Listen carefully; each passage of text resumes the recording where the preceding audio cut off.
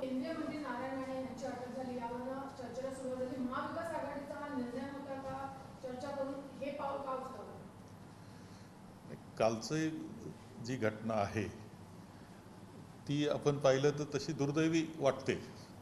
महाराष्ट्राच्या इतिहासातली पहिली गोष्ट आहे, परंतु महाराष्ट्रातल्या इतिहासामध्ये हेही आहे की एक संस्कृती आहे एकमेकाचा सन्मान करण्याची. विरोधी पक्षात असला तरी टीका ह्या गोष्टीत अपरिहार्य भाग असतो. टीका करावी लागते, बोलावं लागतं, परंतु त्याचा थर कोणता असला पाहिजे याची काळजी घेतली पाहिजे. आणि दुर्दैवानं नारायण राणे जे सन्माननीय मंत्री महोदय आहेत, त्यांनी ज्या पद्धतीची भाषा त्यांनी वापरली तिला टीकासुद्धा म्हणता येत नाही. तिला टीका म्हणणं सुद्धा योग्य नाही. आणि त्याच्यातून त्यांनी जो शब्द वापरला तो अत्यंत दुर्दैवी. आणि महाराष्ट्रातल्या जनतेचं प्रतिनिधित्व हे मुख्यमंत्री करीत असतात. तो मानबिंदू असतो, अस्मिता असते, कुणी मुख्यमंत्री असो. त्यांच्या बाबतीत असं वापरणं तर बिलकुल चुकीचं होतं. आणि म्हणून माझ्या मते जे काही घडलं आहे यामध्ये तर आम्ही निषेध करतो आहोत त्या वाक्याचा, नारायण राणे यांचा. आणि त्यामुळे त्यांना शेवटी ते कारवाईला समोर जावं लागलं. सर, पण यानंतर भाजपाचं जे म्हणणं आहे की द्वेषपूर्ण कारवाई करण्यात आली होती, भाषा ही अशीच असते आणि आधी पण शिवसेनेच्या नेत्यांची अशी भाषा होती, एकूणच पोलीस कारवाईला ते म्हणतात द्वेषपूर्ण आकसाने केली. नाही, याच्यामध्ये द्वेषपूर्ण कारवाई म्हणता येत नाही, ती कायद्याची कारवाई आहे. द्वेषाचं राजकारण असू नये. आणि भारतीय जनता पक्ष जर अशा याचं समर्थन करीत असेल त्या भाषेचं, तर त्यांचं सुद्धा स्तर अलीकडच्या कालखंडात भारतीय जनता पक्षाच्या मंत्र्यांचं जे भाषणं निर्णया ठिकाणी चाललेली आहेत ती पाहिल्यानंतर कुठंतरी त्यांच्या मनामध्ये फ्रस्ट्रेशन आलेलं आहे, नैराश्य आलेलं आहे महाराष्ट्रातल्या या सगळ्यांच्या मनात. आणि त्याचा परिणाम ते अशा पद्धतीनं खालच्या थराची भाषा बोलतायत. हा अनुभव त्यांचाच नाही, रावसाहेब दानवे नावाचे मंत्री महोदय आहेत, त्यांनी सुद्धा ज्या पद्धतीचं भाषण केलेलं आहे ते सुद्धा महाराष्ट्राच्या संस्कृतीचं नाही आहे.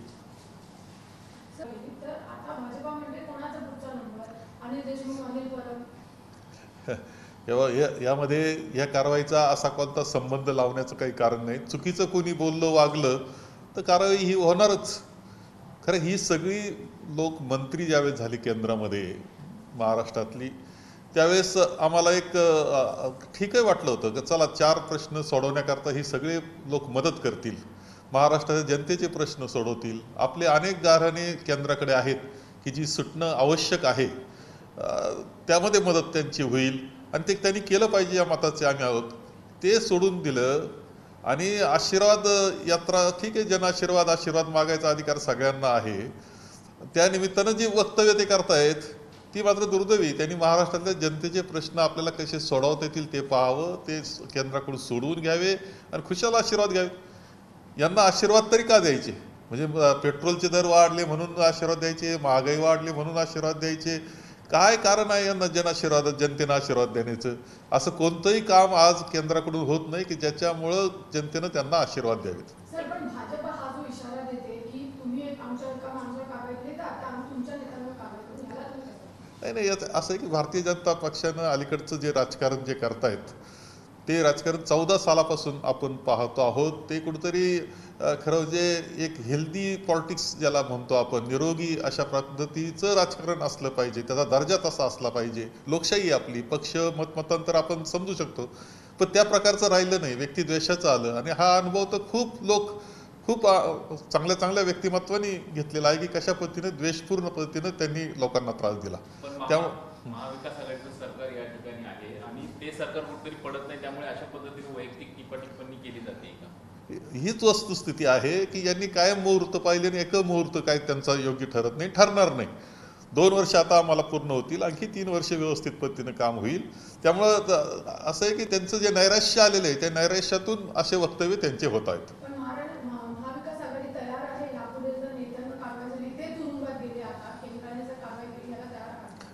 असं आहे की आमचं कारवाई करा, काहींना विनाकारण त्रास होतोय हे तर सगळ्यांनी मान्य केलेलं आहे आणि त्याला सामोरे जात आहेत शेवटी माणसं.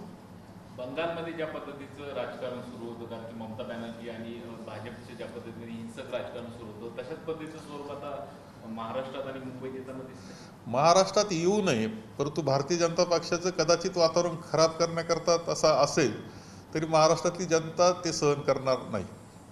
सर, कालची जर परिस्थिती आपण बघितली तर शिवसैनिकांनी जिथे जिथे राडे केले, जिथे जिथे गोंधळ झाला, त्या युवा शिवसेना कार्यकर्त्यांना बोलावून आता मुख्यमंत्री शाबासकी देत आहेत. तर याकडे कसं बघता? नाही, असं आहे की तुम्ही एखाद्या नेतृत्वाच्या बाबतीत इतकी खालच्या थराला जाऊन ज्यावेळेस भाषा वापरता त्यावेळेस सहज पद्धतीनं प्रतिक्रिया तरुण माणसांमध्ये अशी येऊ शकते असं माझं मत आहे. त्यांनासुद्धा काही याच्यात चॅलेंज करण्याचा प्रयत्न केला आहे. या पाहतो तुमच्याकडं अशा भाषा वापरल्या गेल्यावर तरुण माणसं आहेत, साहजिकपणे प्रतिक्रिया येते. ती येऊ नये, वातावरण शांतच राहिलं पाहिजे महाराष्ट्राची, ही आमची इच्छा आहे. पण दुर्दैवानं तसं प्रोत्साहन भारतीय जनता पक्षाकडून केलं जातं आहे असं माझं मत आहे.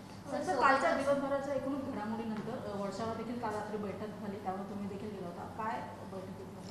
नाही, काही नाही. आम्ही माननीय मुख्यमंत्र्यांना आम्ही भेटलो. आमचे अध्यक्ष माननीय नानाभाऊ पटोलेजी होते, माननीय अशोकराव चव्हाण होते. आम्ही भेटलो, एकंदर सर्व परिस्थितीवर चर्चा केली. शेवटी आम्ही ज्यावेळेस आमचे मुख्यमंत्री आहे, आमचा महाराष्ट्राचे मानबिंदू ते आहेत, त्यांच्या बाबतीत जे भाषा वापरली गेली त्यावेळेस त्यांच्या पाठीशी भक्कम उभं राहण्याची जबाबदारी आमची आहे आणि आम्ही उभा आहोत. सर, कल्याणमध्ये काल बघायला मिळालं की भाजप नगरसेवकांना प्रचंड मारहाण झाली. त्याच्यापैकी एका नगरसेवकाला कुठेतरी राजकारणाचा स्तर घसरताना दिसत होता, कारण वैयक्तिक जी दुश्मनी आहे ती सुद्धा या निमित्ताने काढली गेली. नाही, असं आहे की याला कारण तर भारतीय जनता पक्ष आणि त्याचे पुढारी आहे की त्यांनी स्वतःच्या बोलण्याचा थर राजकारणाचा स्तर भारतीय जनता पक्षाने घसरवलेला आहे आणि तो देश पातळीला आहे, ते महाराष्ट्रात येत असताना दिसतं आहे. परिणामतः अनेक प्रतिक्रिया त्याच्या होऊ शकतात. खरं म्हणजे कार्यकर्त्यांनी शांत राहिलं पाहिजे, संयम राहिलं पाहिजे. शेवटी कायदा आहे, कायद्याचं राज्य आहे, कायद्याने कारवाई होत असते, ही गोष्ट खरी आहे. नहीं नहीं, ऐसा है कि नारायण राणे जी अभी मिनिस्टर है,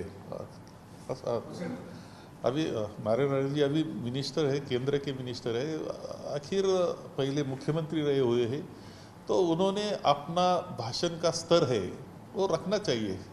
उन्होंने इतनी नीची वाली भाषा उन्होंने यूज़ की कि उसका परिणाम यही होने वाला था. लेकिन आपको लगता है कि इसके बाद कहीं ना कहीं अभी वैंडेटा पॉलिटिक्स जो है, जैसे हम मराठी में कह रहे हैं कि सूडाचं राजकारण, तो वैंडेटा पॉलिटिक्स शुरू होगा? नहीं नहीं, ये तो भारतीय जनता पक्ष का नैराश्य जो है, नैराश्य का परिणाम दिखाई देता है. ऐसा है कि यहाँ आघाड़ी का सरकार आया, 2 बरस पूरे होने वाले हैं, अच्छी तरह से काम कर रहे हैं, लोगों का काम हो रहा है, अनेक आपत्ति हमारे ऊपर आ गई, नैसर्गिक आपत्ति आई, उसमें भी हमारा काम बहुत अच्छा हुआ. तो उनमें एक नैराश्यता आई है कि अरे ये तो चल रहा है, इनका सरकार अच्छे काम कर रहा है. ये भारतीय जनता पार्टी में जो नैराश्य है उसका परिणाम उनकी भाषा बदल गई है, बहुत नीचे वाली भाषा आ रही है कि जो यहाँ की संस्कृति नहीं, महाराष्ट्र की संस्कृति अभी कभी भी ऐसी रही नहीं है, वो संस्कृति उन्होंने यहाँ लाने के बाद तो थोड़ा सा गड़बड़ तो होने वाली है. सर, लेकिन कल उनके खिलाफ जो आईपीसी के सेक्शंस लगाए गए थे, उनमें से ज्यादातर के सभी सेक्शन जो है वो बेलेबल थे, तो कहीं ना कहीं सरकार को ये पता था कि उन्हें बेल तो मिलने वाली है, तो क्या मैसेज देना चाहती थी सरकार? नहीं, ऐसा है कि कायदा जो होता है, कानून के सामने सब समान है, यही तो मैसेज दे दिया. और जो मुंबई में कल हुआ, जिस प्रकार से लोग, दोनों पक्षों के लोग रास्ते पे उतरे थे, एक राइट लाइक सिचुएशन वहां पे हुई थी, उसको आप कैसे देखते हैं? नहीं, ऐसा है कि अगर हमारे जो राज्य के प्रमुख है, जो मानबिंदु हमारे हैं, कोई भी मुख्यमंत्री होता है तो वो राज्य के लिए बहुत इम्पोर्टेंट पर्सन होता है. हम किसी छोटे आदमी को भी जो भाषा यूज करते नहीं, हमारे घर का सिपाही हो उसके लिए भी जो भाषा यूज नहीं करते, हम वो मुख्यमंत्री के बारे में यूज करने लगेंगे लोग, तो उसकी प्रतिक्रिया आने वाली है. छत्रपतींचा विचार म्हणजे